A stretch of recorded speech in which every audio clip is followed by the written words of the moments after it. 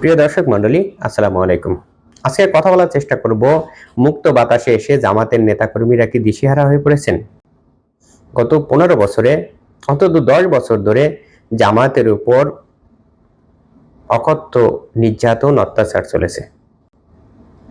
বিভিন্নভাবে জামায়াতকে হয়রানি করা হয়েছে, তাদেরকে মিছিল সমাবেশ করতে দেওয়া হয়নি, কেন্দ্রীয় অফিস থেকে শুরু করে সকল পর্যায়ের অফিস বন্ধ করে দেওয়া হয়েছে। জামাত শিবির পরিচয় পেলেই তাদের আটক করা হয়েছে, তাদের উপর অকথ্য নির্যাতন করা হয়েছে। বিষয়টা এমন দাঁড়িয়েছিল যে জামাত শিবির পরিচয় পেলেই তাদের উপর অত্যাচার নির্যাতন করা বৈধ হয়ে যায়। সারা দেশব্যাপী এমন একটা পরিস্থিতি তৈরি করা হয়েছিল যে জামাত শিবির করাই একটা ফৌজদারি অপরাধ। গত 5ই আগস্টের পট পরিবর্তনের পরে তারা সবাই মুক্ত আকাশে বেরিয়ে এসেছেন। কেন্দ্রীয় অফিস থেকে শুরু করে তাদের সকল পর্যায়ের অফিস খুলেছেন এবং তারা চাইলে যে কোনো জায়গায় মিছিল সমাবেশ করতে পারতেছেন। ইভেন ঢাকা শহরেও তারা চাইলে এখন বড় ধরনের সমাবেশ করতে পারেন। এই মুক্ত বাতাসে এসে জামায়াতের নেতৃবৃন্দরা, বিশেষ করে তৃণমূল নেতাকর্মীরা কি দিশেহারা হয়ে পড়েছেন? এই জুলাই এবং আগস্টের গণহত্যায় সাধারণ মানুষের প্রতি 3টা স্টেক হোল্ডারের প্রতি ঘৃণা, বিদ্বেষ এবং ক্ষোভ জন্ম নিয়েছে এবং এগুলো এখনো বর্তমান আছে। এর একটি হচ্ছে আওয়ামী লীগ, এর অঙ্গ ও সহযোগী সংগঠনের নেতাকর্মীরা। দ্বিতীয় নাম্বার হচ্ছে আইন শৃঙ্খলা বাহিনী এবং প্রশাসন। তৃতীয় নাম্বারটি হচ্ছে ভারত। 5ই আগস্টের পরেই জামায়াতের বিভিন্ন ইউনিটে আওয়ামী লীগের নেতাকর্মীরা এসে যোগদান করা শুরু করে এবং এগুলো জামায়াতের নেতৃবৃন্দ ফলাও করে প্রচার করা শুরু করে। যে কোনো দলে যোগদান এবং দল থেকে চলে যাওয়া একটা স্বাভাবিক প্রক্রিয়া, এটি প্রত্যেক দিনই ঘটে থাকে। বিএনপিতে এখন যে পরিমাণ লোক হচ্ছে বিভিন্ন সভা সমাবেশে, 5ই আগস্টের পূর্বে এর চেয়ে অনেক কম হতো। বুঝাই যাচ্ছে এই 5ই আগস্টের পরে বিপুল সংখ্যক নেতাকর্মী হয় অন্য দল থেকে অথবা যারা নিষ্ক্রিয় ছিল তারা যোগদান করা শুরু করছে। একই অবস্থা অন্যান্য দলেও হওয়ার কথা।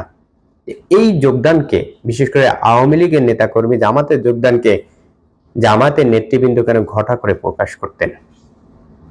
তারা কি সাধারণ মানুষের আওয়ামী লীগের প্রতি ঘৃণা এবং আওয়ামী লীগের নেতাকর্মীরা অন্য দলে এসে যোগদানকে যে ভালোভাবে নিচ্ছেন না এটা বুঝতে ব্যর্থ হচ্ছিলেন? যার ফলে কেন্দ্র থেকে তাদেরকে নির্দেশ দিয়ে এটি বন্ধ করাতে হয়েছিল। ভারতের প্রতি বর্তমান সময়ে মানুষের ঘৃণা, আওয়ামী লীগকে সমর্থন এবং এই বন্যাকে কেন্দ্র করে। এই অবস্থায় ভারতের প্রতি বন্ধুত্ব সুলভ আচরণ করা বা ভারতকে বন্ধু হিসেবে গ্রহণ করার ঘোষণা যে সাধারণ মানুষ সুন্দরভাবে নেবে না, এটি জামাতের নেতৃবৃন্দ বুঝতে ব্যর্থ হচ্ছেন। 5ই আগস্টের পরে পূর্বের সময়কার পুলিশের যে স্ট্রাকচার ছিল, পদায়ন ছিল, তার খুব বেশি পরিবর্তন করা হয়নি। যে বেশ কিছু অবস্থায় পুলিশের ওসিদেরকে বদলি করা হচ্ছে, তারাও গত সরকারের সময় বিভিন্ন থানার ওসি অথবা গুরুত্বপূর্ণ দায়িত্বে আসীন ছিলেন এবং গত সরকারকে সকল ধরনের সহযোগিতা দিয়েছেন। এই অবস্থায় 5ই আগস্টের পরে জামায়াতের বিভিন্ন স্তরের নেতৃবৃন্দ জেলার এসপি এবং থানার ওসিদের সাথে ঘটা করে দেখা করে সেগুলো ফলাও করে প্রচার যে সাধারণ জনগণ সুন্দরভাবে নিচ্ছেন না, সেই বিষয়টি তারা কোনো এক অদৃশ্য কারণে বুঝতে ব্যর্থ হচ্ছেন। এই ধরনের এসপি এবং ওসি গত সরকারের সময় তাদের কি ভূমিকা ছিল, তারা কি করেছেন, এর যাচাই বাছাই ছাড়াই তারা এই কাজগুলো প্রতিনিয়ত করে যাচ্ছেন এবং সেগুলো ঘটা করে প্রচার করতেছেন।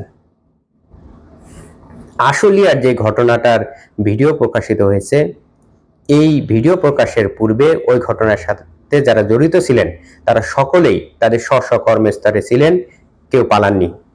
ঘটনা প্রকাশের পরে তারা সবাই পালিয়েছেন এবং তাদের বেশ কিছু, অন্তত 1 অথবা 2 জনকে ইতিমধ্যে আটক করা হয়েছে।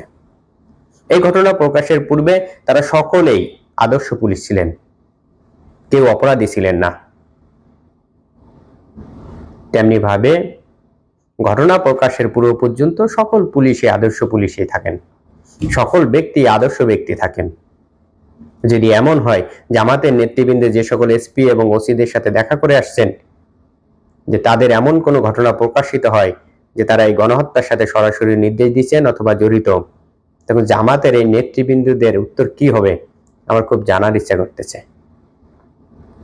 আশা করব জামাতের নেতৃবৃন্দ সাধারণ জনগণের প্রত্যাশা, ভালোবাসা এবং ঘৃণা কিসের প্রতি আছে সেটা বুঝতে পারবে এবং এর প্রতি সম্মান প্রদর্শন করবে।